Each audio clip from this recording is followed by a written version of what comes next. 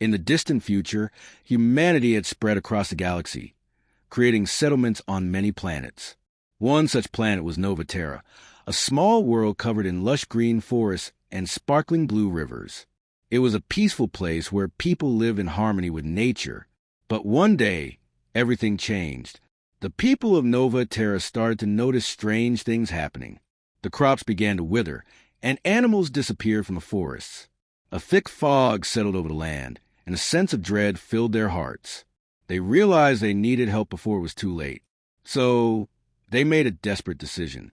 They sent an SOS signal to the stars, hoping someone would hear it and come to their aid.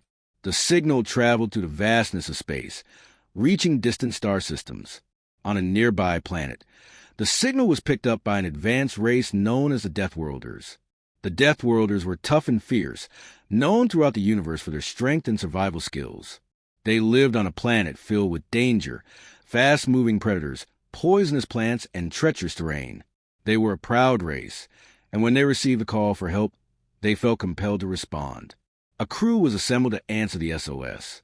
The leader was Captain Zara, a strong and fierce warrior who had seen many battles. Her second-in-command was Rael, a witty and clever strategist known for his fast thinking. Rounding out the crew were Miri, a skilled medic, and Dax, a giant with unmatched strength and a heart of gold. As they traveled to Nova Terra, the crew shared stories of their home. Zara explained how they trained in the deadly forests of their planet, battling creatures that were much bigger and fiercer than they were. Rael laughed, recalling moments when his clever plans had saved their lives. Miri told them how she healed her crewmates in the heat of battle. Dax, though quiet, smiled as he remembered how he protected his friends. Upon reaching Nova Terra, the crew was shocked at what they saw.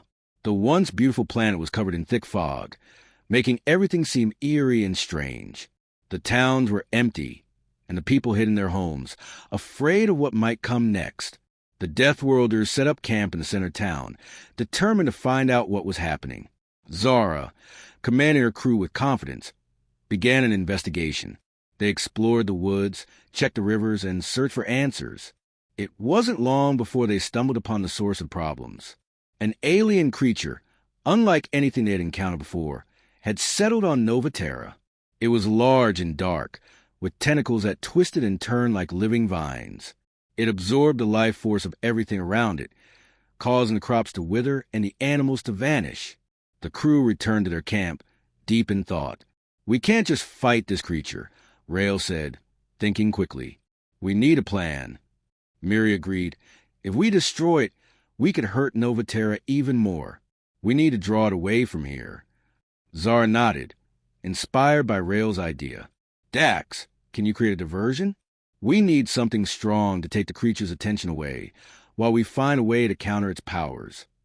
Dax, always ready for a challenge, grinned and said, "Leave that to me."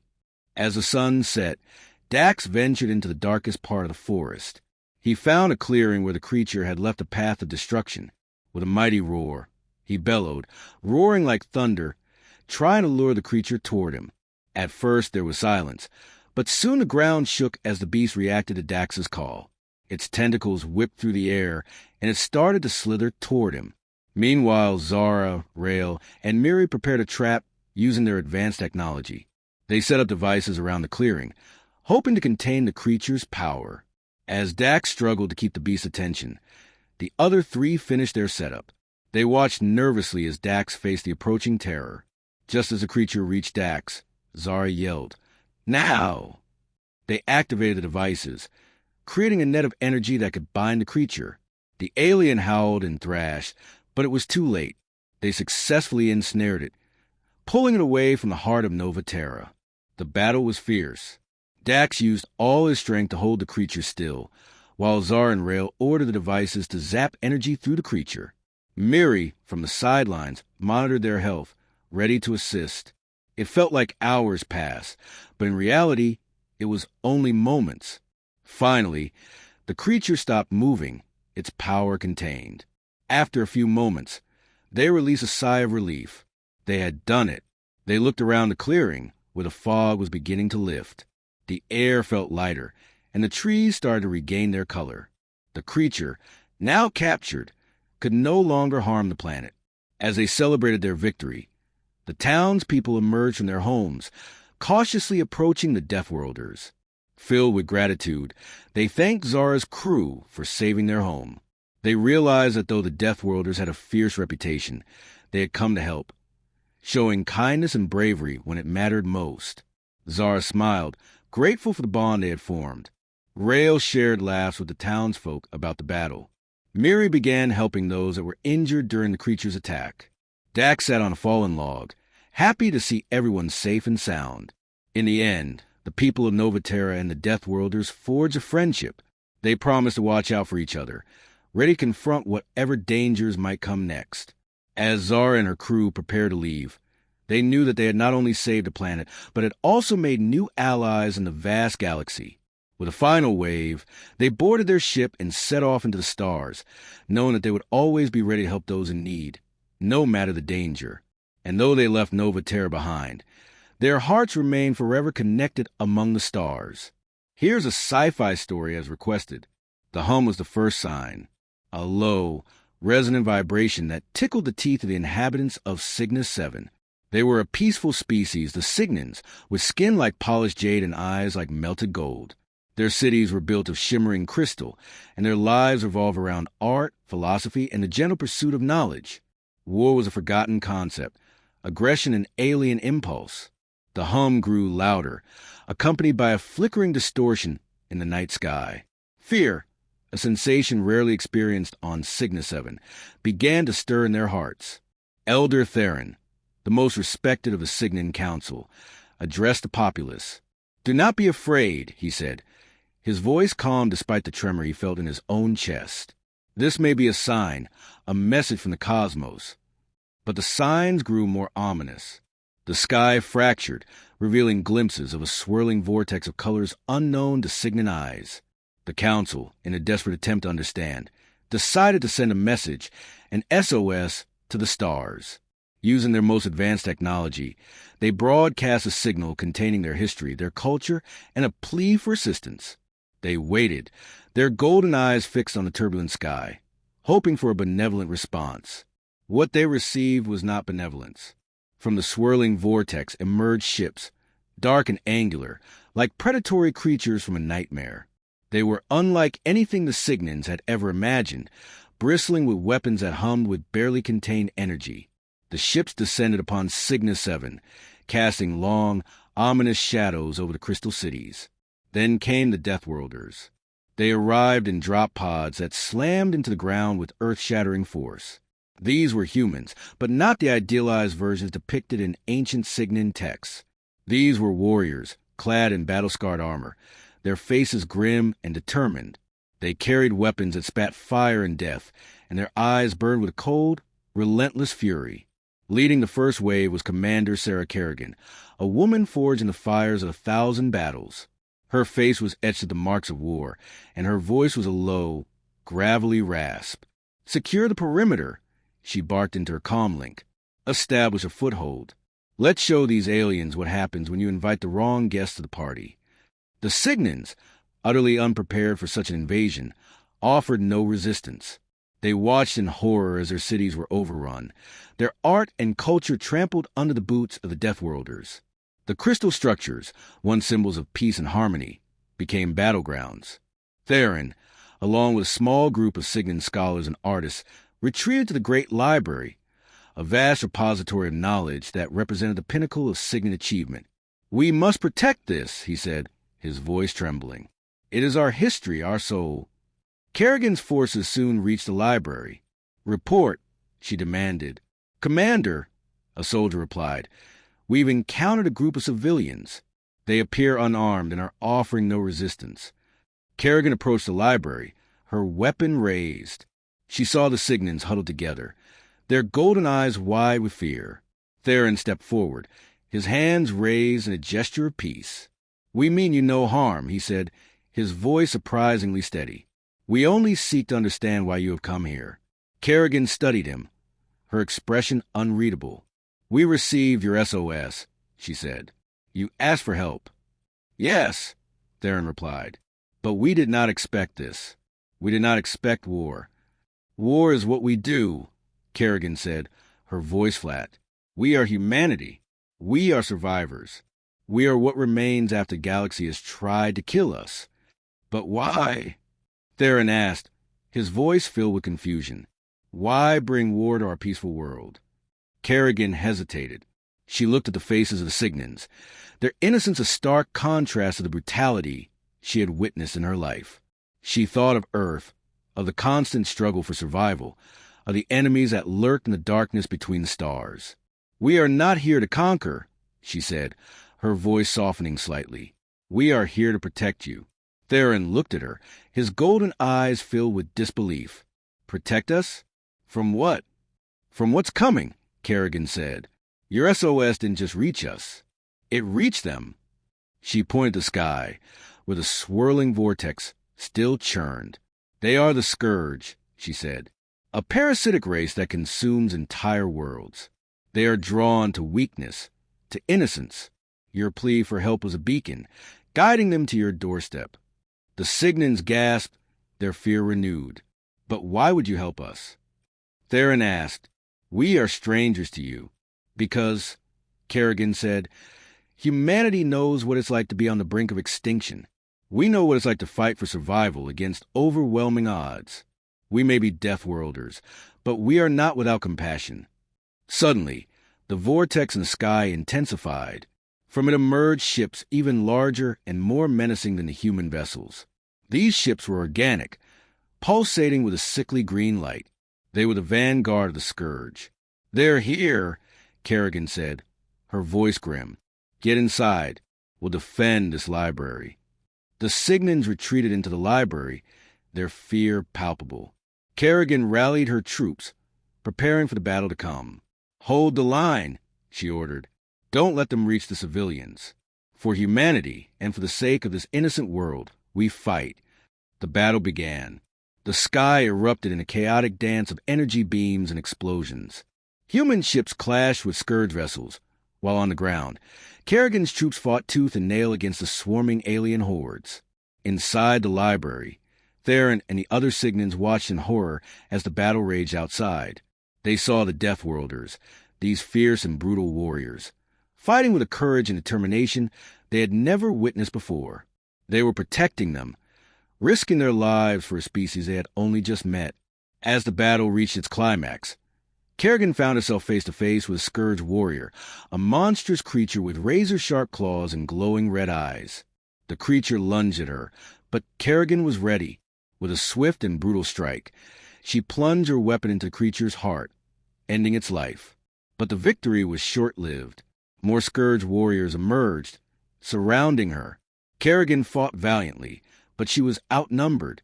Just as she was about to be overwhelmed, a beam of energy struck the Scourge warriors, vaporizing them instantly.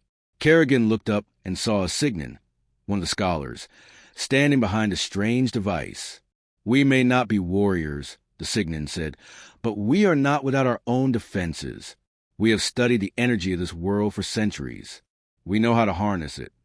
Together, the humans and the Signans fought side by side, using their combined knowledge and skills to repel the Scourge. The battle was long and arduous, but in the end, they prevailed. The Scourge ships retreated, leaving behind a trail of wreckage and destruction. Cygna 7 was saved. In the aftermath of the battle, a new understanding developed between the humans and the Signans. The Signans saw the Deathworlders not as brutal invaders, but as courageous protectors. The humans, in turn, saw the Signans not as weak and defenseless, but as intelligent and resourceful allies. In a distant future, humanity had spread across the stars. They had found many planets, some friendly and some hostile. Earth had become just one of many worlds, and its people were now focused on exploring further into the galaxy. But during their travels, they stumbled upon a planet called Zorth. It was a beautiful world, full of lush green forests, sparkling rivers, and strange wildlife. However, it had one major problem. It was dangerous. The few explorers who dared to visit Zorth quickly learned its secrets. The creatures on this planet were not merciful. They were known as Deathworlders. These beings were strong, fast, and highly aggressive, making it nearly impossible for humans to establish a presence. Many expeditions were sent to Zorth, and almost all of them came back with tales of terror and loss. The few survivors spoke of giant lizards that roamed the jungles, monstrous insects that could crush a person in seconds, and fierce predators that hunted in packs. In one of the human colonies on a nearby planet, a young engineer named Mira was listening to these stories. She was fascinated by the idea of exploring dangerous worlds, but she also felt a strong urge to help the people who were suffering on Zorith. She knew that they needed help, someone or something that could stand against the Deathworlders. So, Mira gathered a small team of brave souls to send a message into the stars, seeking help. Her team consisted of Jason, a skilled pilot who had seen his share of battles, Lena, a brilliant scientist with knowledge of alien biology, and Kai, a former soldier who had fought in several wars. Together, they worked tirelessly on a small spacecraft named the Aurora. Using slow but sturdy technology, they crafted an SOS signal, asking anyone who could hear to come and help them fight the beasts of Zorith. After days of modifying the Aurora, the team launched into space. As the ship soared through the stars, Mira felt a mix of excitement and worry. Would anyone hear their call? Days turned into weeks, and still, they found no response. Just as they were about to lose hope, their ship picked up a signal. It was an answer to their SOS. It came from a distant system, and as they navigated toward it, they learned it was from a group of beings known as the Arachnids, an alien race that resembled large, intelligent spiders. Though Myra's team was nervous, they knew they had to meet them. The Aurora landed on a small, rocky world. As they stepped out of their ship, they were greeted by the leaders of the Arachnids, who had advanced technology, wisdom, and strength. Their leader, a tall figure with 8 legs, introduced herself as Webera. With a voice like silk, she spoke, "We have heard your plea. We understand the danger of Zorith and the beasts that roam its lands. We will help you." Mira and her team listened carefully as Webera explained. "We Arachnids are known for our courage and our ability to outsmart our enemies. We have seen the Deathworlders and their ferocity, but we have also learned their weaknesses." Mira was filled with hope as she heard Weber's plan. The Arachnids would join them in an assault on a particularly dangerous area of Zorith where the Deathworlders roamed. They were to draw the creatures out, testing their strength while preparing to defend the struggling humans. Now united, the two groups boarded the Aurora, heading for Zorith together. Days later, they touched down on the planet's surface. The lush jungle loomed around them, but there was an air of determination among the crew. As they set out on their mission, they established a strong perimeter around their camp. Webera and her team began to weave complex traps made of silk and metal. The humans admired their meticulous work.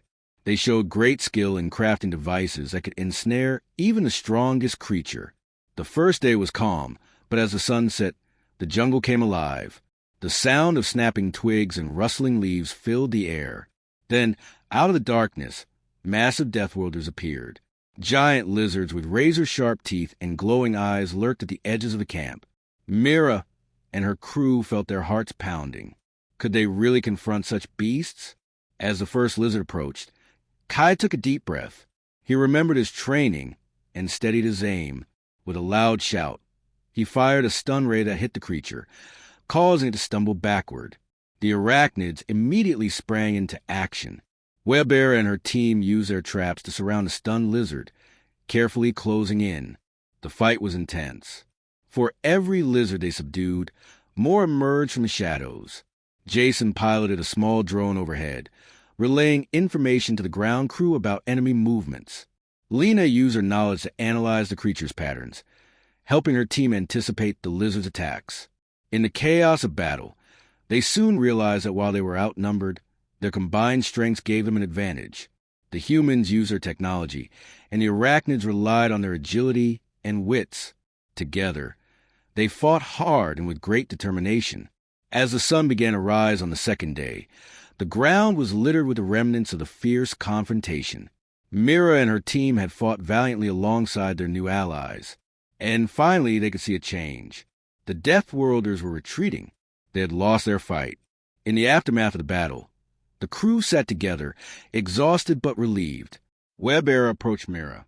"Your bravery and your hope have saved many lives. Together, we have changed the fate of this planet. Mira smiled and looked at her friends and allies. She knew that this was just the beginning. They had sent an SOS to the stars, and in return, they had received more than they had ever dared hope for. In that moment, the two worlds, humans and arachnids, forged a bond that would last for ages.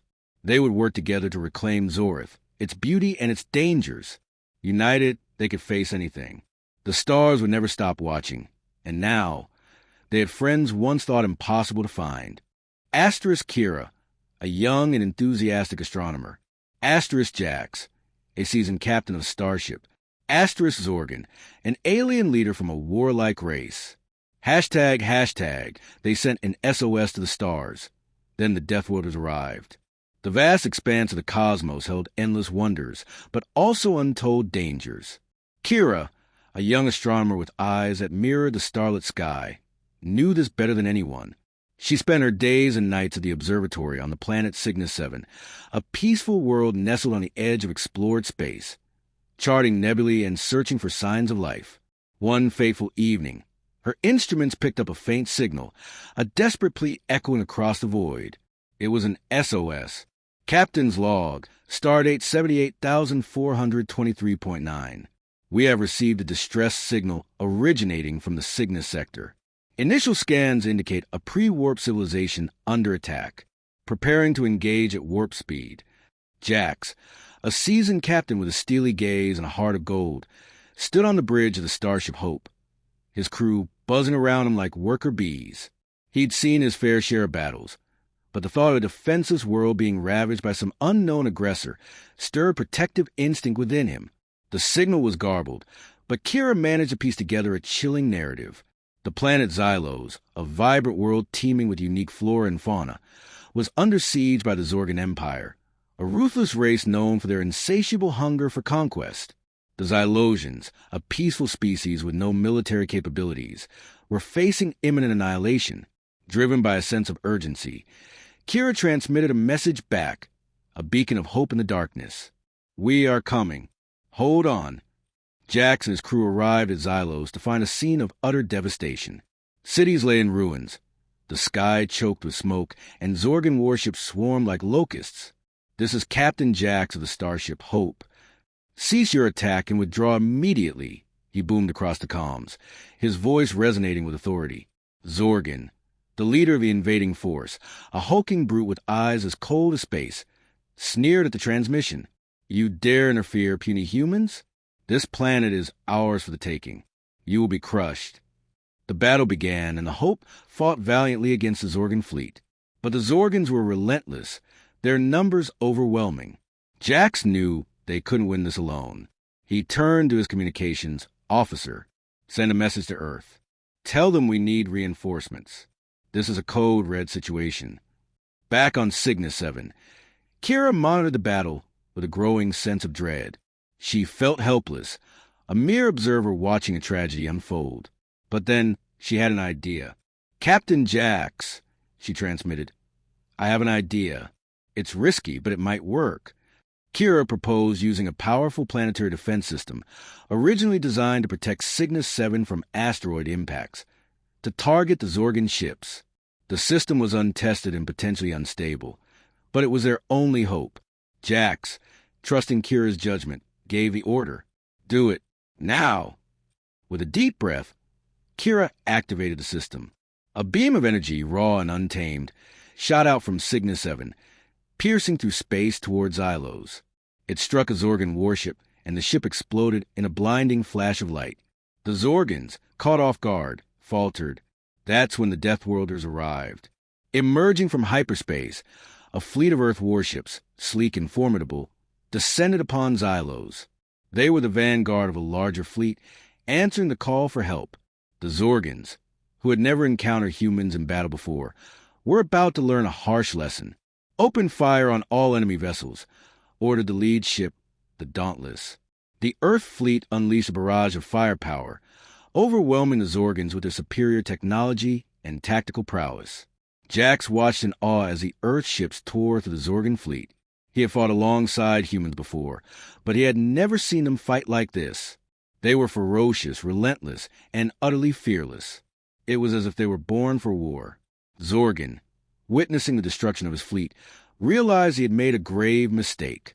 These humans, these Deathworlders, were far more dangerous than he had anticipated. "Retreat! Retreat!" he screamed, his voice filled with panic.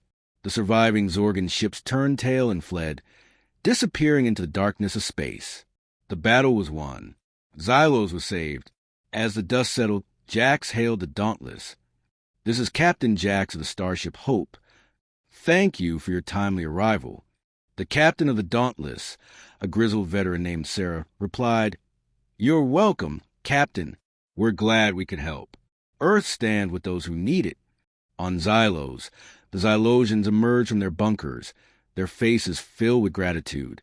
They had been saved by the humans, these strange and powerful beings from another world. They began to rebuild their cities, their hearts filled with hope for the future. Kira, watching the celebration from her observatory, smiled. She had played a part in saving a planet, in bringing hope to a civilization on the brink of destruction. She knew that the universe was a dangerous place, but she also knew that there were good people out there willing to fight for what was right.